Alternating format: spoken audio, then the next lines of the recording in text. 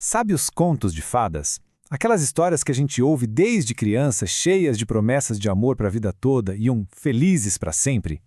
Mas e se eu te dissesse que essa fantasia, em vez de só inspirar, pode estar, na verdade, sabotando o amor na vida real? Hoje, a gente vai mergulhar em como o roteiro de um dos contos mais famosos do mundo pode criar expectativas bem perigosas para os relacionamentos. Bom, todo mundo conhece a história da Cinderela, né? Uma moça boa, super maltratada, que vive praticamente como uma empregada. A vida dela só dá uma virada quando, do nada, aparece uma fada madrinha e, claro, um príncipe surge para resgatar ela daquela vida. É a clássica história da donzela em perigo que precisa ser salva. E é aqui que o conto de fadas vira um problema na vida real. Essa ideia de ficar esperando por um salvador, por alguém de fora para resolver tudo, não ficou só nos livros, não. Isso virou um padrão psicológico bem real que influencia demais o jeito que muita gente enxerga as relações e a própria vida. E essa fantasia, ela tem nome. Tá, mas como é que esse roteiro de conto de fadas ganha vida na nossa cabeça, na prática? Para entender isso, a gente precisa falar sobre dois conceitos bem importantes: o tal complexo de Cinderela e o mecanismo que está por trás de tudo isso, a idealização. Quem deu nome para isso foi a autora Colette Dowling. E o ponto central aqui é o seguinte: não se trata só de romance. A raiz do problema é um medo, muitas vezes inconsciente, de ser independente. É acreditar que a felicidade, a segurança, tudo depende de encontrar uma outra pessoa para guiar a sua vida. Então, esse complexo de Cinderela é, no fundo, um tipo de idealização.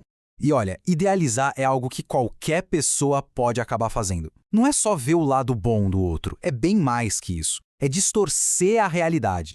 É pegar uma pessoa de carne e osso, com qualidades e um monte de defeitos, e colocar nela uma capa de perfeição, simplesmente ignorando tudo que não combina com essa fantasia. Mas de onde vem essa necessidade de criar um parceiro perfeito na nossa cabeça? Quase sempre a sementinha é plantada lá na infância, talvez por feridas de abandono, de rejeição, e essa semente é regada todo dia pela cultura. Filmes, novelas, os próprios contos de fadas que vendem essa ideia do salvador. Junta isso com o que a gente aprende em casa e um medo gigante de ficar só e pronto. Tá criado o cenário perfeito para essas expectativas surreais crescerem. No começo, tudo parece um sonho, né? Mas essa magia toda tem um preço, e um preço bem alto. Porque uma hora o encanto acaba, a realidade aparece e é aí que as consequências dolorosas começam a surgir. Tanto para quem idealiza, quanto, e talvez principalmente para quem é idealizado. A primeira coisa que sofre um baque é a autoestima. Pensa comigo, se o parceiro é colocado num pedestal como um ser perfeito, como é que a outra pessoa se sente? Por comparação, inferior. Isso cria uma dinâmica super tóxica, onde um é o perfeito e o outro é o cheio de defeitos, o que, claro, acaba com a autoconfiança de qualquer um. E essa autoestima lá no pé, sabe o que ela gera? Dependência emocional.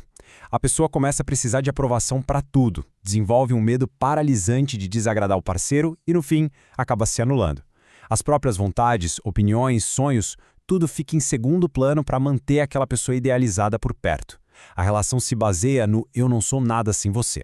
E aí, claro, a realidade bate na porta. Porque ninguém é perfeito. Aquele parceiro idealizado vai cometer erros, vai mostrar seus defeitos, vai ser humano. Para quem vivia na fantasia, essa descoberta é um choque, uma decepção gigante. A queda do pedestal é brutal, porque a pessoa real nunca vai ser igual ao príncipe do conto de fadas que foi inventado. E o que acontece com o relacionamento no meio disso tudo? Vira um campo minado. Essas expectativas irreais criam brigas o tempo todo. E a pessoa que foi colocada nesse pedestal? Imagina a pressão. É desumano. Pensa no cara que tá ali, se esforçando, sendo o melhor parceiro que ele pode ser, mas nunca é o suficiente. Por quê? Porque ele não é comparado com uma pessoa real. Ele é comparado com um príncipe de mentira. Isso machuca e muito. Fere profundamente e pode simplesmente destruir uma relação que tinha tudo, mas tudo mesmo para dar certo. Tá, o cenário parece complicado, mas tem saída. A boa notícia é que dá para quebrar essa fantasia e construir algo de verdade, algo saudável. Vamos ver agora o caminho de volta para a realidade, para um amor mais pé no chão. Esse caminho pode começar com 3 passos bem práticos. Primeiro, perceber. É o mais difícil. É notar essas historinhas, essas fantasias que a mente cria sobre o outro. Segundo, conectar. Tentar entender o que está por trás da fantasia. É medo? É carência? O que você realmente sente? E por último, mais fundamental, fortalecer o amor próprio. Porque, no fundo, quem se sente uma pessoa completa não precisa que ninguém venha salvá-la. Isso nos leva a uma frase que é, olha, perfeita para essa discussão. Tenha preferências, mas não apegos. É super normal a gente ter preferências, saber o que a gente gosta, o que busca em alguém. O problema é quando isso vira um apego, uma exigência inflexível de que a outra pessoa se encaixe num molde. A chave aqui é ter flexibilidade. No fim das contas, o caminho para o amor de verdade é um só: autonomia. É chamar para si a responsabilidade pela própria felicidade. É aceitar que todo mundo é imperfeito, inclusive a gente. É buscar relações de parceria de verdade, onde os dois crescem juntos. A ideia final é poderosa. O resgate tem que vir de dentro. É preciso salvar a si mesma.